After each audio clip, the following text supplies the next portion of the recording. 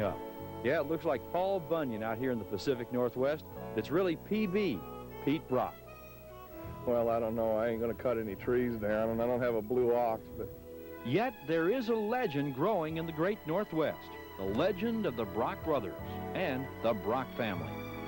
I guess with that log home up there, I've finally left a footprint on her. Somebody could say after I'm gone that, you know, Pete Brock lived here once, and maybe if that's all I've accomplished, then I'm pretty proud of that. There were 8 children growing up together, 5 boys and 3 girls.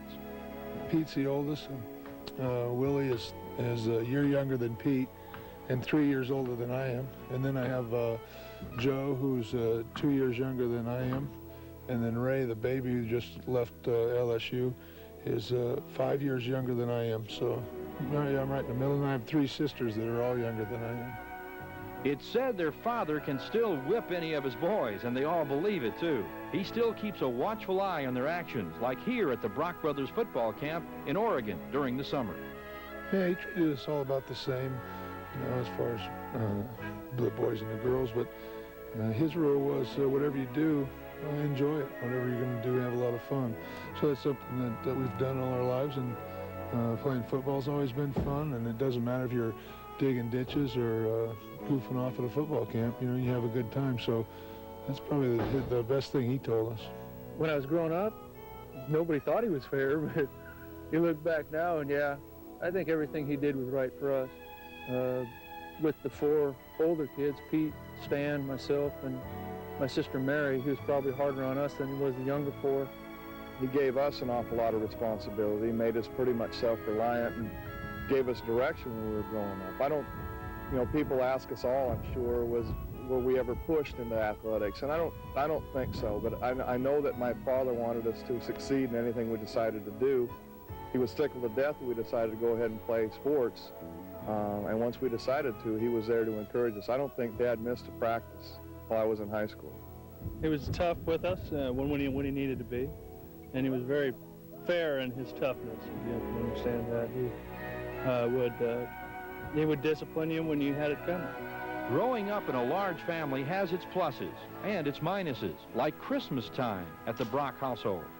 Well, it was nice. We didn't really expect a whole lot because Mom and Dad, we have 8 kids in our family, and Mom and Dad would spend $30 a piece on us, and that was it. And everybody got, you know, a $30 present. It was really nice, and that was a lot to us. It's that family togetherness that leaves you with the impression that this family is something special. They all have a special quality about them. We love the way we were taught and grew up so much that we never really got away from all of that. Money and success hasn't changed it, and I'm not trying to brag about that, but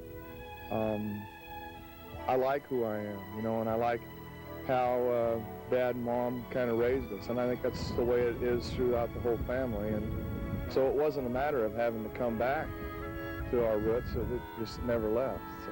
That family heritage has permeated to their children, who seem to enjoy being part of the family they've become.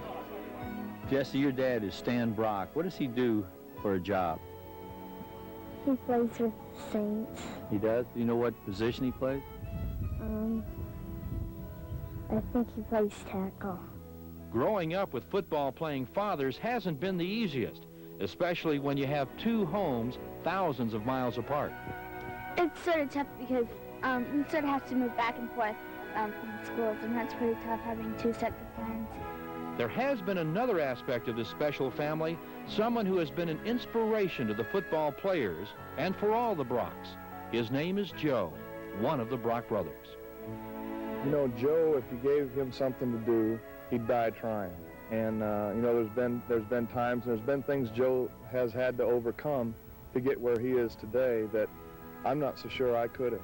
That mutual love and respect is what this family is really all about. Listen as Joe explains. Pete, Willie, Stan, Ray gives their 100% and more.